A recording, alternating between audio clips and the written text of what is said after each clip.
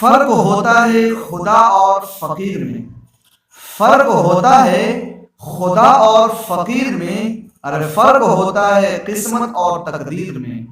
اگر کچھ چاہو اور نہ ملے تو سمجھ لینا کہ کچھ اور اچھا لکھا ہے تقدیر میں، کچھ اور اچھا لکھا ہے تقدیر میں۔ تو السلام علیکم ورحمۃ اللہ و تعالی وبرکاتہ۔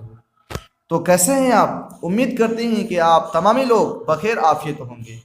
تو آج کی اس ویڈیو میں ایک دم مزیدار طریقے سے اور خوبصورت طریقے سے ہم لوگ کلاس 10 کی اردو درخشہ کتاب کے 14واں نمبر چیپٹر کے نوٹس کے بارے میں مکمل طور پر ہم لوگ پڑھنے والے ہیں، اور اس کی کوشچن آنسر کو بھی اسی میں ہم لوگ کرنے والے ہیں۔ تمام کے تمام کوشچن آنسر کو اسی ویڈیو میں ہم لوگ پورا مکمل طور پر ختم کرنے والے ہیں، جاننے والے ہیں اور سمجھنے والے ہیں۔ تو بنے رہیے، پورا مکمل طور پہ دیکھیے، زبردست طریقے سے آپ کو بہت اچھا لگے گا۔ اتنے دھماکے دار طریقے سے اس کا نوٹس بنایا گیا ہے کہ آپ دل سے کہیے گا کہ واہ کتنا دم خوبصورت یہ نوٹس ہے۔ تو دیکھ سکتے ہیں یہاں پہ لکھا ہوا ہے کہ اپنی بیٹی سغرا کے نام، جو کہ یہ مکتوب ہے یعنی خط ہے۔ مکتوب جو ہے اس کا دوسرا لفظ میں دوسرے زبان میں خط کہتے ہیں، اور مکتوب جو ہوتا ہے اس کا جمع ہوتا ہے مکتوبات، اور جو خط ہوتا ہے اس کا جمع ہوتا ہے خطوط۔ ٹھیک ہے، اس کے جو مکتوب نگار ہیں، مکتوب لکھنے والے کو مکتوب نگار کہتے ہیں۔ تو جو اپنی بیٹی سغرا کے نام جو خط ہے، اس کے لکھنے والے کوئی اور نہیں بلکہ عبدالغفور شہباز ہیں۔ کون ہیں؟ عبدالغفور شہباز اس کے لکھنے والے ہیں۔ ان کی جو پیدائش ہوئی ہے یہ ہوئی ہے 1860 عیسوی سرمیرا باڑ، جو کہ پٹنہ میں ہے، یہیں پر ان کی پیدائش ہوئی تھی۔ کب ہوئی تھی؟ 1860 عیسوی میں ان کی پیدائش ہوئی تھی، سرمیرا باڑ جو کہ پٹنہ میں ہے۔ آپ کی پیدائش آپ کی کتاب میں نہیں دیا ہوا ہے، لیکن میں آپ کو بتا دے رہا ہوں کیونکہ آپ کے ایگزام میں ہمیشہ پوچھتا ہے کہ ان کی پیدائش کب ہوئی، تو 1860 عیسوی میں ان کی پیدائش ہوئی تھی۔ کہاں ہوئی تھی؟ سرمیرا باڑ جو کہ پٹنہ میں ہے، وہیں پر ان کی پیدائش ہوئی تھی۔ کبھی کبھی آپ کے ایگزام میں سرمیرا نہیں پوچھتا ہے بلکہ صرف باڑ پوچھتا ہے، باڑ۔ یاد رکھیے گا، اس سمے آپ باڑ ماریے گا، کیونکہ سرمیرا باڑ کے نام سے بہت زیادہ فیمس ہے، بہت زیادہ مشہور ہے۔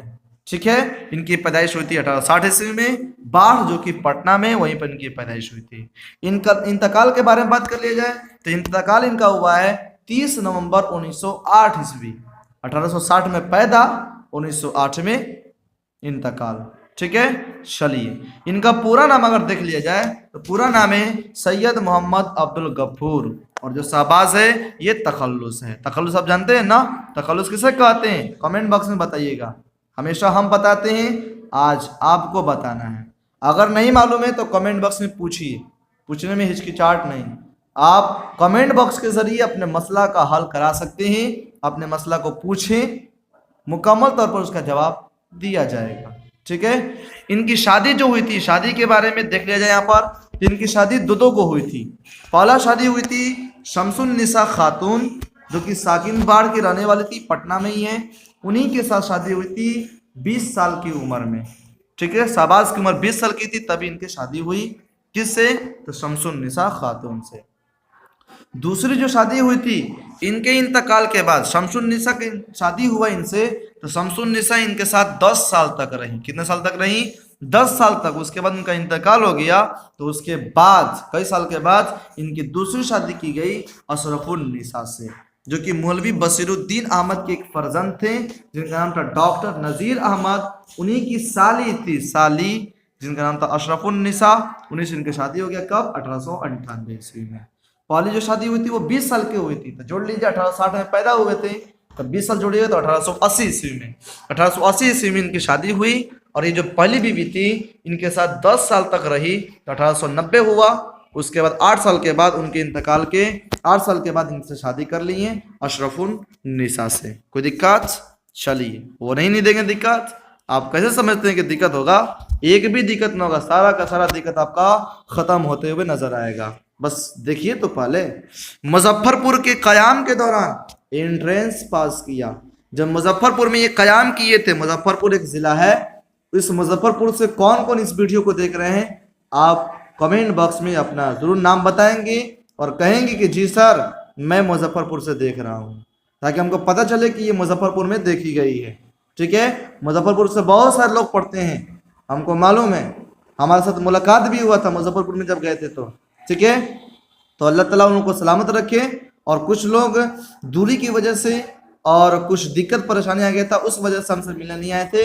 कोई बात नहीं, अल्लाह उनको भी सलामत रखे, सबको सलामत रखे और सबको तरक्की दे और आगे बढ़ाए। ठीक है, तो ये मुजफ्फरपुर में क़याम किए थे, उसी दौरान ये एंट्रेंस का इम्तिहान पास कर लिए थे। कोई दिक्कत, एंट्रेंस का एग्जाम कहाँ से पास किए थे? तो मुजफ्फरपुर से। ठीक है, शहबाज जो थे अरबी व फारसी में महारत हासिल किए थे, याद रखिएगा, अरबी और फारसी में ये महारत हासिल किए थे। और इनसे पहले पढ़े थे गालिब, वो जो किए थे उर्दू और फारसी में किए थे, उर्दू और फारसी जानते थे। और ये जो थे अरबी और फारसी जानते थे और अंग्रेजी भी जानते थे। ठीक है, अरबी और फारसी में महारत हासिल किए थे और अंग्रेजी जानते थे। शहबाज अपने भाई की वसातत से, ठीक है, भाई के जरिए से सब रजिस्ट्रार हो गए। फिर मजमून निगारी का शौक फलने फूलने लगा। शहबाज जो थे शादी के बाद इनकी हालत बहुत ज़्यादा ख़राब हो गई, जिसकी वजह से इनके भाई थे, उनके ज़रिए से इनको सब रजिस्ट्रार कर दिया गया। ठीक है, फिर मजमून निगारी के अंदर इनका शौक फलने फूलने लगा कि मजमून निगारी करेंगे। ठीक है, ये उर्दू अखबार दारुल सल्तनत जो 1880 ईस्वी में ईस्ट इंडिया कंपनी के ज़रिए एहतमाम शुरू हुआ था, उसके ये मुदीर हुए गए। ठीक है, मालिक हो गए किसके? तो अखबार था दारुल सल्तनत। कब हुए थे? तो 1880 ईस्वी में। जो ईस्ट इंडिया कंपनी यानी अंग्रेजों का कंपनी था, उसी के ये मुदीर हो गए। उसे बंद होने के बाद ये पटना के बीएन कॉलेज में दाखिल हुए और वहाँ पे जाके पढ़ाने लगे। किसके बंद होने के बाद? तो ईस्ट इंडिया जो कंपनी है जिसके जरिए एहतमाम शुरू हुआ था अखबार, जिसका नाम है दारुल सल्तनत, उसके बंद होने के बाद ये पटना के बीएन कॉलेज में गए और वहाँ पे जाकर के पढ़ाने लगे। कोई दिक्कत? चलिए, बहुत अच्छा। शहबाज जो थे अवध पंच लखनऊ, अल पंच पटना, मखजन जो कि लाहौर और अवध अखबार लखनऊ में वाबस्ता थे। यानी तमाम इनके अखबार का नाम है। सबसे पहले अवध पंच जो है ये लखनऊ का अखबार है, अल पंच पटना का रिसाला है, वही मखजन जो है लाहौर का रिसाला है और अवध अखबार जो है ये लखनऊ का रिसाला है। यहाँ से ये वाबस्ता थे। ठीक है, आगे देखिए ध्यान से। बेगम भोपाल को इनके इल्म कमाल की जब खबर हुई तो भोपाल आने की दावत दी। तो शहबाज 1905 में नाज़िम तालीमात हो गए। यानी कहने का मतलब कि जो बेगम भोपाल थी, भोपाल की जो बेगम साहिबा थी, जब उनको इल्म कमाल का पूरी तरीके से खबर हुआ, उनको इल्म हुआ, तो इनको भोपाल आने की इनको दावत दी गई। इनको भोपाल बुलाई और भोपाल बुलाई जैसी तो 1905 में ये गए और वहाँ पे नाज़िम तालीमात हो गए, यानी तालीमी निज़ाम को ये चलाने वाले हो गए। ठीक है, चलिए आगे देखेंगे। शहबाज बीबीआई एकदम क्वेश्चन है, देखिएगा ध्यान से। इसके बाद हम लोग सवाल जवाब की तरफ चलेंगे एकदम पूरे खूबसूरत अंदाज में। शहबाज जो थे ये नज़ीर, हाली और अकबर के मुक़ल्लिद और पैरोकार हैं।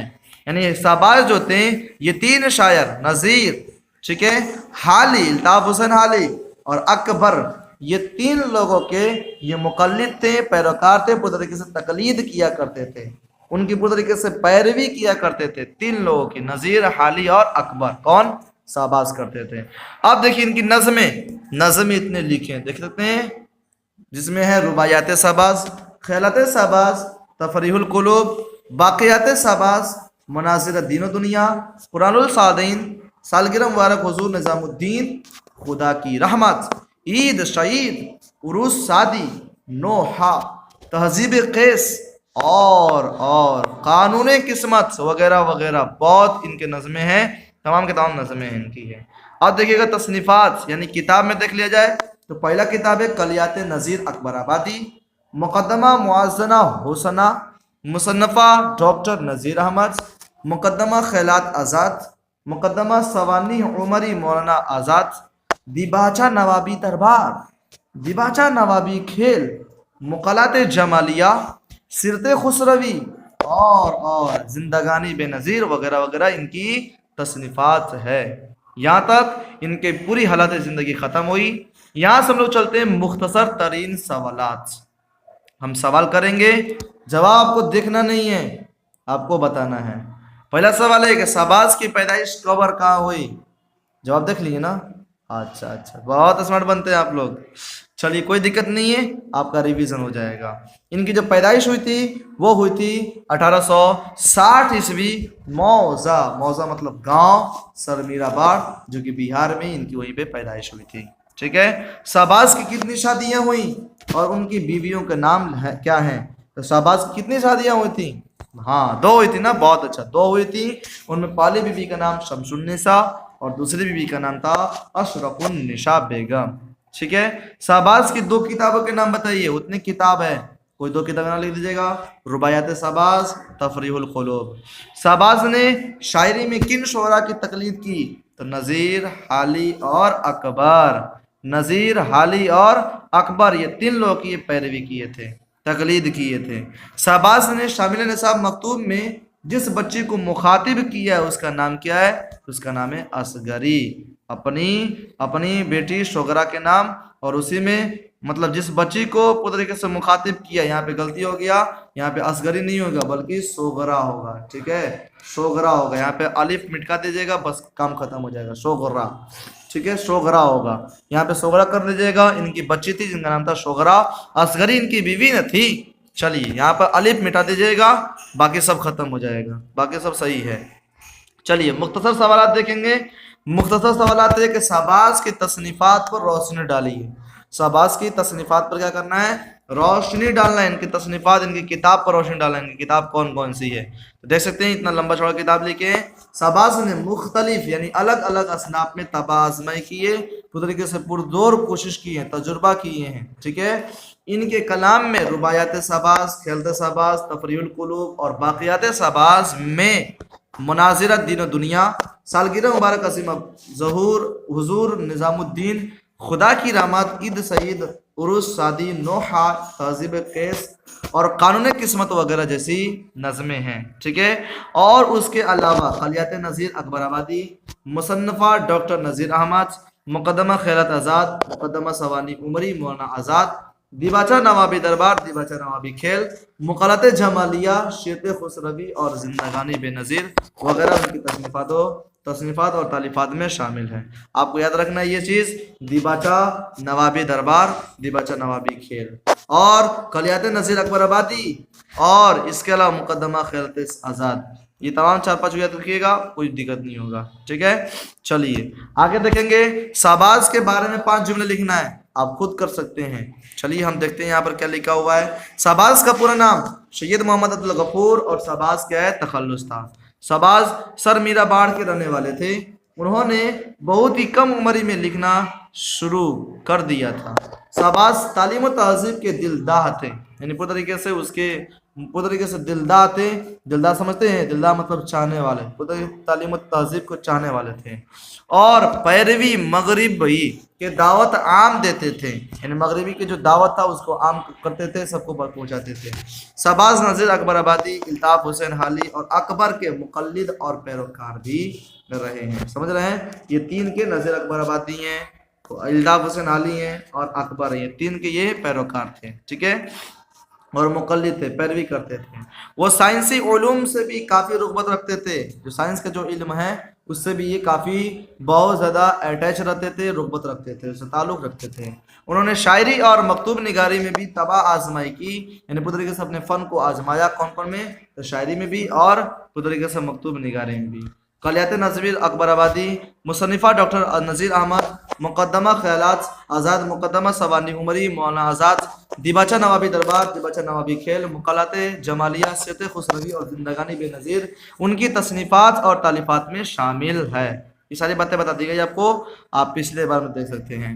مکتوب نگاری کی مختصر تعریف لکھیے. مکتوب نگاری کے بارے میں بتانا ہے. اس سے پچھلے جو پارٹ تھا اس میں بھی اس کا جواب بتایا گیا تھا. پھر سے آپ دیکھ لیجئے. مکتوب نگاری یا خطوط نگاری خیریت اور ایک دوسرے کے ساتھ تبادلہ خیالات کا ایک مبصر اور روایتی ذریعہ ہے. دوسرے الفاظ میں کہیں تو خطوط کے ذریعے ایک دوسرے کی خیریت سے واقف ہونا اور خیالات کا تبادلہ کرنا خطوط نگاری یا مکتوب نگاری کہلاتا ہے. بہت اچھا.